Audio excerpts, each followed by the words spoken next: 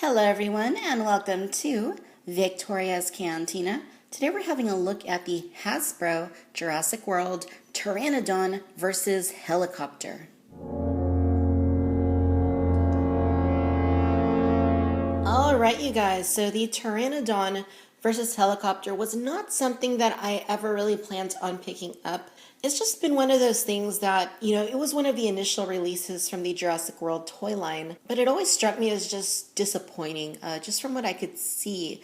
Looking at it, an oversized Pteranodon with a hugely disproportionate head and a very cheap feeling helicopter and a 2.5-inch figure just wasn't my cup of tea. And the only reason that I went ahead and did get it after all these months was that I've purchased and reviewed every single toy from the Hasbro Jurassic World main toy line, except for this one. So in the spirit of completicism, is that a word?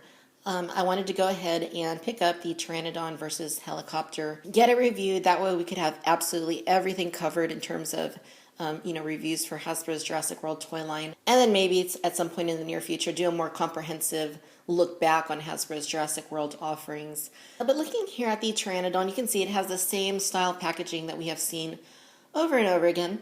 And, it's basically just the dinosaur skin. I don't know if it's an Ankylosaurus or an Indominus Rex. Who knows? It's very unusual. Back of the box has an image of the toys kind of in battle there in a fantasy situation, which looks kind of unusual. It does have a little bit of detail there at the top that's a little bit different. It says Pteranodon versus Helicopter. That bird on the horizon is getting awfully big. Wait, that was the last transmission from the pilot. It's also how we found out that Pteranodon had escaped. Okay, you guys, so taking a look here at the Pteranodon. It just looks insane, and not necessarily in a good way. Now, the head detail looks pretty good on it, but it's just so freakishly huge. It's just a very unusual looking, there's a screw hole right there, toy. And I know that Hasbro's been pretty far out with some of their designs for the toys, but this is just like the craziest thing that they've probably done, perhaps ever, with a dinosaur toy for Jurassic Park. It's just insane looking. Give you a close-up here of the head. Now, one thing that it does have going for it is the coloration. I actually think that the coloration is pretty nice. It's basically got like it's like a maroon colored sort of thing that it has going on, combined with like, a jade green maybe. It's like a grayish green. And it is a little bit darker right here. There's a bit of a gradient, they're separating it. More of that color on the wings. And a little bit of tan right there on its chest area. It could have just been so much better. I mean, they could have colored it a lot better, even so. But, I mean, just looking at that head, it's ridiculously large. I suppose you could say it looks enough like the JP or JW Pteranodon, but, I mean, not really also. I mean, it doesn't look anatomically correct in any way, shape, or form. Just look at how long its beak is. That is ridiculously long. Not to mention the fact that Pteranodons didn't have teeth. I know in some of the JP movies they do, but this just looks very, very weird. The eyes look pretty good. There is a little bit of black right there in front of the eye. I mean, the head looks decent. They just didn't need to give it such a long beak. That's crazy. Giving you a look inside the mouth, there's a little bit of detail. There's not really a whole lot to see in there, but I mean, there is some minor detail in there. The tongue, you can see, has some definition to it. The teeth are actually painted pretty well. It has each tooth, painted like an off-white sort of color. That looks pretty good. The body itself, very weird looking body. It just looks like a mutant. This doesn't even look like a JP dinosaur even. Just a very thick body. Very, very wide and very weird looking tail. It's just so ridiculously out of proportion, out of scale, and unrealistic, but this is what it is. And looking at those claws there that it has, look at the bone curvature that it's got going from like the arm all the way into the tip of the wing. It's like they really exaggerated the look of that. And then the hands are just these little, clawed things that kind of protrude there on them. Not really any paint to them. The underside of it so big. You know, Pteranodons had very narrow bodies. It shouldn't have been much more wider than like the neck area, but for whatever reason, Hasbro said, hey, let's make a really fat Pteranodon that looks nothing like any animal that ever lived. You can see like the ribs outlined for them right there. I mean, so they did give it some attention, but they just went totally in the wrong direction with this thing. The screws right here, you can see, you know, screw holes. Expect those on this stuff. No paint on the underside of the wings, so that is very much lacking. There's nothing there. It has some, you know, okay sculpting, but there's no extra paint, and I think that there really should have been. The legs are also kind of weird. They're like on this little swivel kind of thing here, you know, for the action feature, and we'll look at that in just a sec. But, you know, you can see that there is a little bit of sculpting to them, but look how tiny the feet are. I mean, there's absolutely minuscule, and it's not like there's any paint or anything on the claws, so, ugh. Now, of course, you do get dino damage, and like we saw with the Indominus versus Gyrosphere, or the Mosasaurus with the Submarine, you just pull it down, it's got a covering right there. There we go. Muscle tissue and some ribs. Despite the fact that the ribs kind of look like they go down up here, you know, at an angle, they kind of have them going the other way there, so whatever. And then to close it back up, just pull it. Yeah, at least you can cover it up, I guess.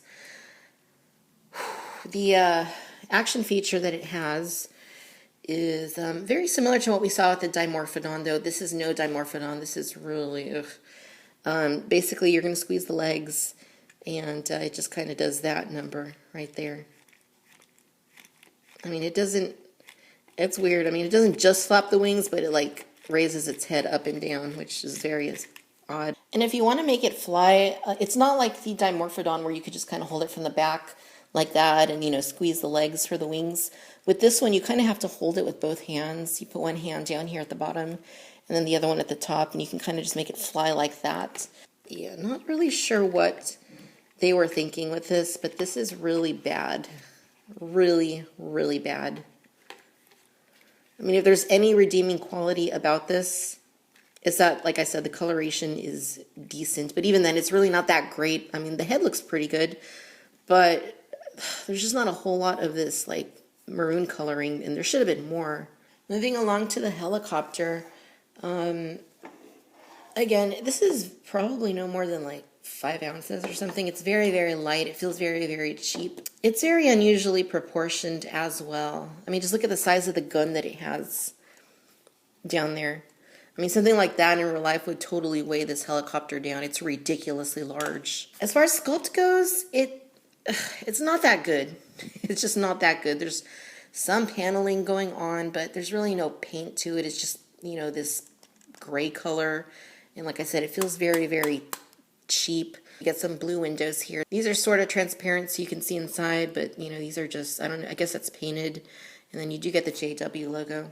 Though it is very small and doesn't look all that fantastic by any means. You get it again on both sides. And then, of course, you get your obligatory screw holes on this side of the item. The wings right here that it has, like, it's got this propeller up here, and it's like, it's in 2 pieces. It's obviously they're stacked together, but you can't really separate them. Like, if you try and separate them, there's just not really anything that, they don't really twist. Very odd. Why would you put 2 propellers like that and not be able to separate them? I mean, they separate like that, but ugh. Then you get a smaller one back here that you can actually spin, so, you know, cool. As far as the action feature goes with this thing, you're going to see that for the launching missile, that it's got a little missile right there. It's blue, and then there's a button right there. Simply just press it. And there is a secondary action feature that opens up the cockpit, and the way that that works is you press the button right here, which is basically the propellers. You press them down, and mine's not really like throwing itself open, but try it again. Yeah, it's just kind of going like that. It should, like, you know, throw itself open, and you get to see a little bit of the inside.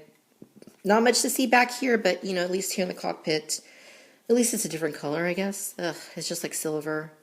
And, you know, on one hand, at least, you know, these elements here are silver to give it a little bit more of a realistic look. But when they gave the rest of it, you know, just a very cheap and bland, you know, gray paint scheme, it doesn't really do a whole lot. lot to enhance its look. You do get a helicopter pilot right here, and it's actually very similar to what we saw with the Gyrosphere and Submarine pack-in figures. Same exact sort of thing. Basically a puny little guy right there. And as far as his detail goes, looks a little more detailed, I guess, than the other figures.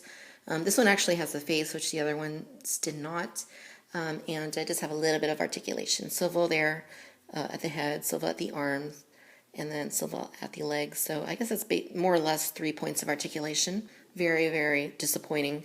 As far as getting him inside the vehicle, he does, sit in there just like that. And you can go ahead and, it's not even a good fit. If you open his arms up like that, there we go. And basically the point of that action feature is to kind of just cast him out. So if you were to press that button, it doesn't work. There, and I guess the dude's supposed to fall out, but obviously this is not working as it should. It is just a piece of... The box also does show that you're supposed to be able to try and hit the, dino damage right there. So I'm going to try and get that. If I hit it with the missile, it should pop it open if we hit it right. Nope. Nope. This is not going to work at all. Guess I'll have to get it point blank range and try it. Oh. Wow, now it's not even shooting out. There we go. But it still didn't come out all the way. And don't you just love the scale of this guy with the Pteranodon? Wow.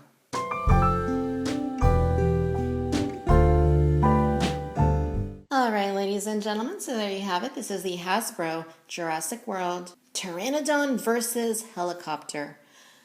By and large, you guys, this is an immense disappointment. This is the absolute worst item that I have purchased out of the JW line. Maybe the Bashers and Biters T-Rex is a little bit worse. Hard to say, but this is very, very lackluster. And certainly the least interesting of all the playsets that came with a dinosaur in a vehicle. For the Pteranodon, it's just grossly out of proportion. It's got a huge head with a very long beak. Maybe that's so that it can grab the little action figure, I don't know. But it's just very, very unsightly. Coloration on it, while okay, could have been better. The action features are pretty lackluster, really. The helicopter is very disappointing as well. Could have been a lot better. It's very cheap-like. The fact that you can't separate the propellers very well on the top, is just very unusual. It's got a very huge gun. The launching projectile doesn't shoot out very far. And the action feature, when you open up the helicopter by pressing down on the button for the battle damage, it doesn't work all that great. In fact, it doesn't work most of the time. It just won't open unless you give it a little bit of a flick or something. The little pilot dude, not really anything unexpected, but still nothing that great. So guys, if you're collecting the Jurassic World toy line, and this set isn't one you have yet picked up, keep things that way and do not buy this set. It's just terrible. And I'm sorry to say that I'm trying to find some redeeming quality about this set, but I cannot find anything. Luckily, I did get mine at a discount. I ordered it through Hasbro Toy Shop, and they were running 20% off, so I got it for $15.99. It retails at $19.99. Really, this should be like a $12 set. I mean, it's just really, really disappointing. On a scale of 1 to 5 stars, I don't think this deserves any more than 2 stars, and I think that's maybe even being a little bit generous. This is just abysmal. And for a company that owned Kenner, which put out amazing products for years, not just for Jurassic Park, but for all their lines, it's just very disappointing that, it's come to this very abysmal level of quality with toys like these. But if you're a completist, you might want to pick it up. I highly recommend, though, that you don't, because this is very, very shoddy Hasbro quality. Alright, my friends, if you enjoyed this video, then I do encourage you to please like and subscribe. Let me know what you think about this set down in the comments. I am looking forward to reading them. Be sure to follow me on Twitter, and as always, I want to thank you for watching Victoria's Cantina. Until next time, bye-bye.